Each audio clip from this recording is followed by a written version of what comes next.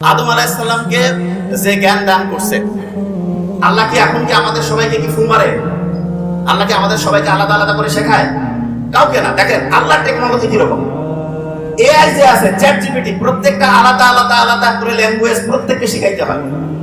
আল্লাহ শুধু আদমকে শিখিয়েছেন, শিখানোর পরে বলছে বংশানুক্রমিক ভাবে যত মানুষ কিয়ামত পর্যন্ত আসবে সেই জ্ঞানের অংশটা অটোমেটিক বংশ পরম্পরায় ট্রান্সমিট হইতে থাকবে। কিভাবে করলো? আল্লাহ 5টা মাত্র বর্ণ বাছাই করছেন। কয়টা বর্ণ? 5টা। কয়টা বর্ণ? 5টা। এই 5টা বর্ণ আল্লাহ 2টা জায়গায় রাখছেন। ধরবো কিন্তু কয়টা জায়গায়? আচ্ছা, আমার নামের আগে ডক্টর আছে না? ডক্টরের ডি দিয়া হয় ডিএনএ, ডি দিয়ে কি হয়? আর দিয়ে হয় আরএনএ, আর দিয়ে এই ডিএনএ এবং আরএনএ এর খেলা সব। এর মধ্যে 5টা মাত্র বর্ণ আছে। কয়টা বর্ণ? বাংলায় বর্ণ কয়টা? খুব কঠিন। 50টা। স্বরবর্ণ ব্যঞ্জন বর্ণ কি ভুল বললাম না? 39 আর 11 50। ইংরেজিতে বর্ণ কয়টা?